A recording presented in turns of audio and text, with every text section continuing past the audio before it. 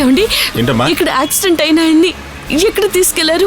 ఆయన ప్రాణానికి ఏం ప్రమాదం లేదుగా? స్పాట్ అవుట్ అమ్మా.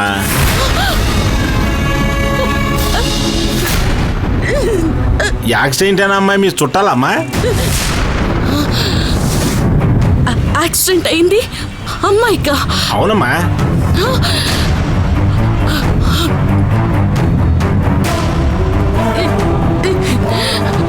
ఎవరో పెద్ద ఆయనకైందన్నారు. కాదమ్మా, ఎవరో నీకు పొరపాటు చెప్పుంటారు. ఇక్కడ ఇంకేదైనా యాక్సిడెంట్ జరిగిందా? అలాగేం జరగలేదమ్మా. అయ్యో,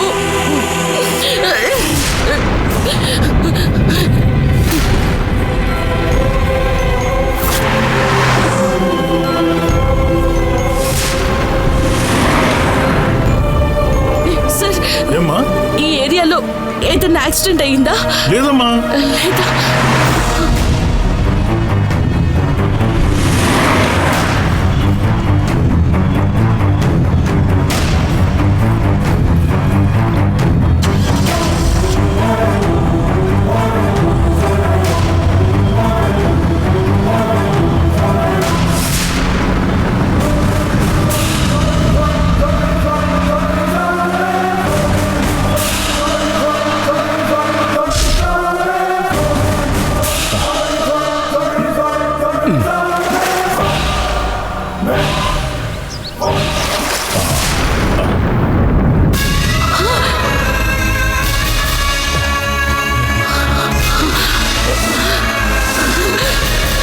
నందిని, అయ్యా,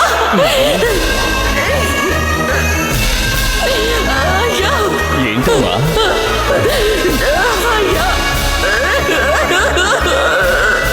ఏమైందమ్మా?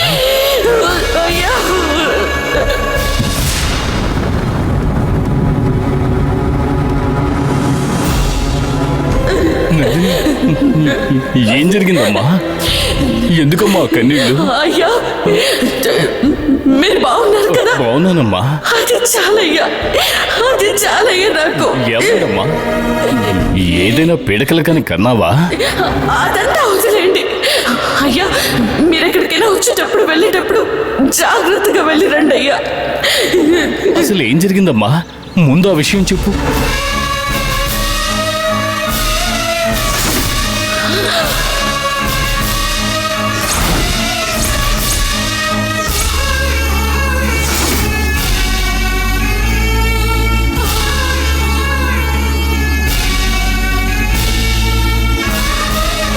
మన ఇంట్లో పుట్ట దగ్గరకు వస్తూ ఉంటాడే ఓ పిచ్చోడు, వాడు కారు కుదడంతో చచ్చిపోయాడు. అరే,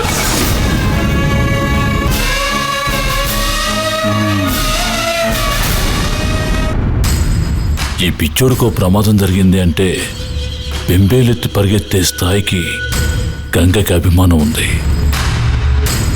వాడి ఇల్లు కూడా గంగకి తెలిసింది అంటే వాళ్ళకంత పరిచయం ఉంది. ఇంట్లో ఉన్న ఫోటోల గురించి గంగ చెప్పిందంతా అబద్ధం. ధర్మరాజు చెప్పినట్టుగా గంగ వెనకాల ఏదో రహస్యం ఉంది. అదేమిటో కనిపెట్టాలి.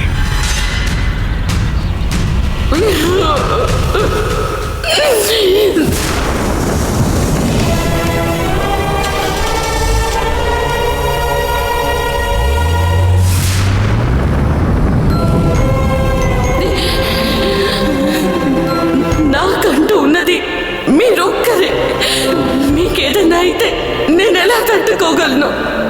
అందుకే ఏది ఆలోచించకుండా వెంటనే వచ్చేసాను. నీ ప్రేమ అర్థమైందమ్మా, కానీ అవతారమూర్తివైన నువ్వు ఆ బంగ్లాలో మన అవసరార్థం గంగ శరీరంలో ఉన్నావు.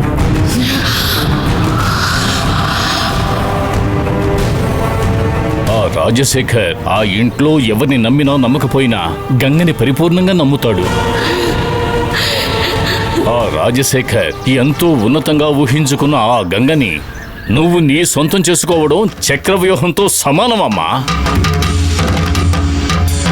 ఎట్టి పరిస్థితుల్లోనూ నీ వ్యూహానికి భంగం వాటిల్లకూడదు. రాజశేఖర్కి మన మీద ఏదో అనుమానం కలిగినట్టుగా ఉంది. అందుకు మనం అవకాశం ఇవ్వకూడదు. అది నాకు తెలుసయ్యా. మీకేమీ కాకుండా మిమ్మల్ని కాపాడే బాధ్యత నాకుంది కదా.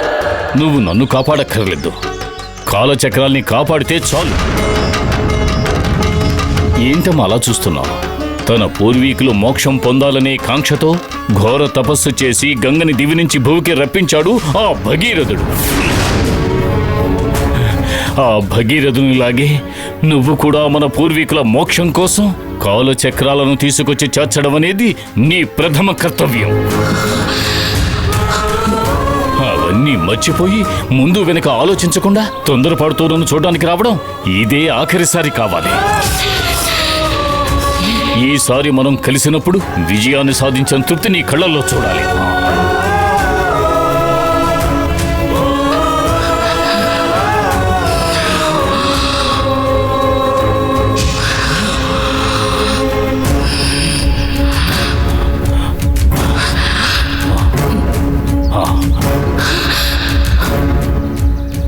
ఈరోజు అమావాస్య.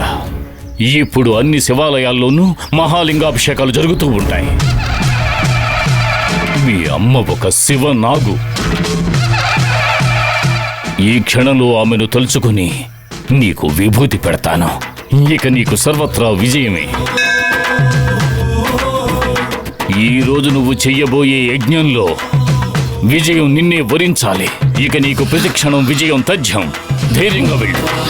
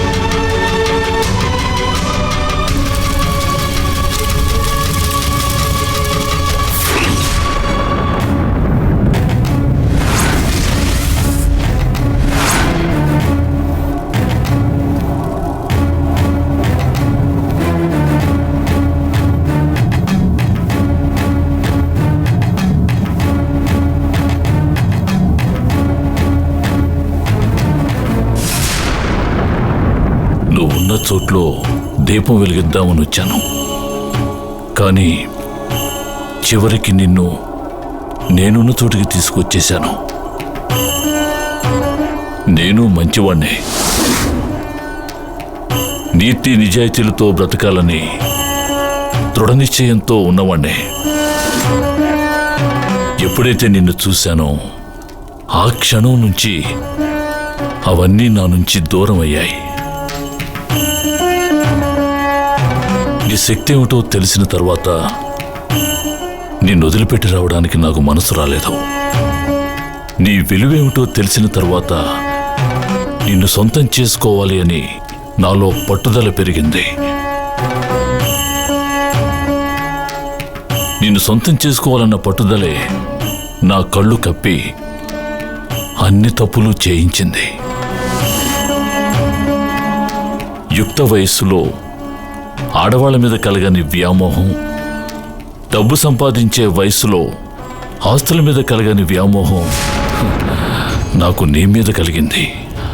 ఆ వ్యామోహంతోనే నిన్నిక్కడికి తీసుకొచ్చి పెట్టాను. నువ్వు కన్నెపిల్ల ఆత్మవని నాకు తెలుసు. ఏ ఆడపిల్ల పుట్టినింటి సొత్తు కాదు, మెట్టినింటికే సొంతం. నువ్వు వచ్చి చేరింది నా ఇంటికే, ఇక నువ్వు నాకే సొంతం. నువ్వున్న చోట మంచే చేయటం నీ విధి. నిన్ను నాతోనే ఉంచుకోవాలి అన్నది నా విధి. నీ విధి ఎలాగైతే మారదో అదేవిధంగా నా విధి కూడా మారదు. ఎవరి కోసం నేను నిన్ను వదులుకోను. కాలచక్రంగా ఉన్న నువ్వు నా జీవితకాలం అంతా నాతోనే ఉండాలి.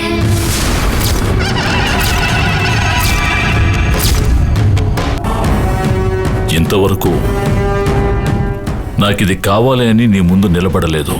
ఎందుకంటే అటువంటి అవసరం వచ్చే పరిస్థితి నువ్వు నాకు కల్పించలేదు. కానీ ఈరోజు నీ సహాయాన్ని అర్థించే పరిస్థితిలో నేనున్నాను. నా కోడలు గంగ నా కుటుంబం బాగు కోసమే పుట్టింది అని నేను ఇంతకాలం అనుకున్నాను. కానీ గంగని పశుపతి తన వైపు లాక్కున్నాడు.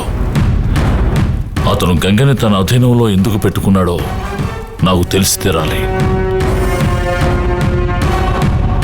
నాకంటే నా కుటుంబం కంటే ఏదీ ఎక్కువ కాదని అనుకుంటున్న గంగ మనసుని మార్చడం అంత తేలిక కాదు. అయినా కూడా గంగ మనసుని పశుపతి మార్చగలిగాడంటే ఏం చెప్పి మార్చుంటాడు? ఎందుకు గంగ మారింది అన్నది నాకు తెలిసి తీరాలి. నేను పశుపతిని మోసం చేసి ఉండొచ్చు, కానీ వాడి దగ్గర నేను మోసపోకూడదు. నాకు తెలియకుండా అసలేం జరుగుతుంది అన్నది నువ్వే నాకు తెలియచేయాలి. నేను వాడి దగ్గర నుంచి నిజం రాబట్టడానికి వెళ్తున్నాను. వాడు దాచుకున్న నిజం చెప్పడానికి నువ్వే సహాయం చేయాలి.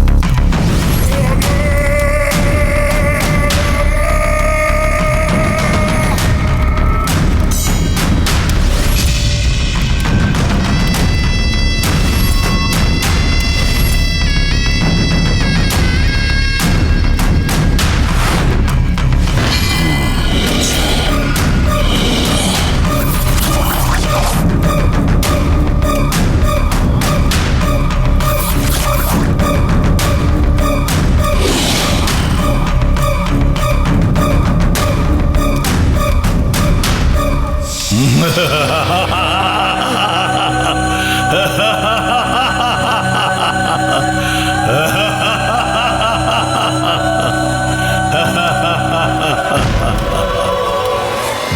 చాముండి భలే. అక్కడున్న సర్పమును తప్ప మిగతా వాటినన్నిటినీ తీసుకుని వచ్చావు. నీకున్న బుద్ధిని మరియు శ్రద్ధను నేను మెచ్చుకుంటున్నాను. మీ పొగడతలు నాకు దక్కవు గురుదేవా. ఇంకెవరికి దక్కుతాయి?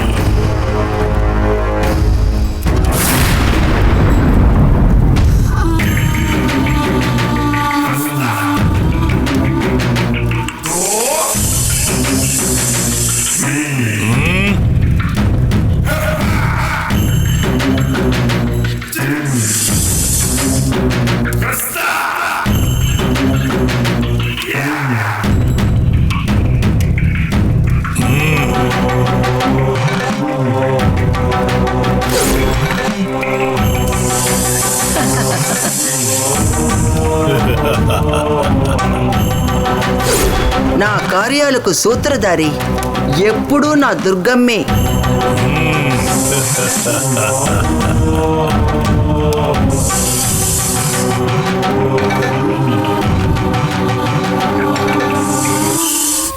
గురు భక్తిలో నిన్ను మించడానికి ఎలా అయితే ఇంకొకరు పుట్టాలో అదే విధంగా కులదైవం మీద నీకున్న భక్తిని మించడానికి ఇంతవరకు ఎవ్వరూ పుట్టలేదు. ధన్యవాదములు గురుదేవా. నేను చూసింది మనకు కావాల్సిన పుట్టేనా? అక్కడ ఉన్నది మనం వెతికే శక్తి నాగేనా? నువ్వు తెచ్చిన పుట్టమట్టి, పాము కుబుసం, ఆ పుట్టలో అపూర్వమైన నాగు ఉన్న విషయం తెలియజేస్తుంది. కానీ అది శక్తి నాగు అన్న విషయాన్ని ఈ పత్రాలను చదివే మనం తెలుసుకోవాలి చాముండి.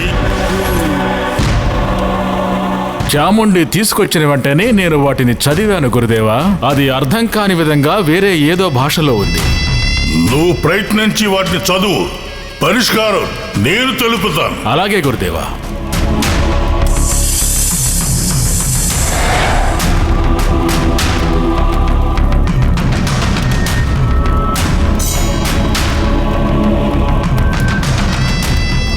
ఆకాశానికి అధిపతి అయినటువంటి, జీవులకు జీవనాధారమైనటువంటి,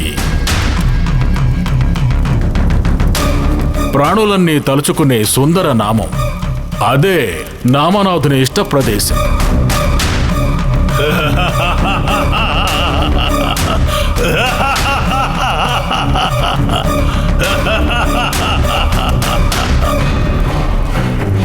ఆకాశం అంటే శూన్య ప్రదేశం. శూన్యానికి మరో పేరు పరం అని కూడా ఉంది. తరువాత పదమైనటువంటి జీవులకు జీవనాధారము శివుడిని పిలువబడుతుంది. పరం శివం కలిసిన సుందర నామం పరమశివుడవుతుంది. పరమశివుడికి నచ్చిన ప్రదేశం పార్వతీపురం. అవును, పార్వతీపురమే. పార్వతీపురం శక్తి నాకు పుట్టిన ఊరు కదా. తర్వాత చదువు.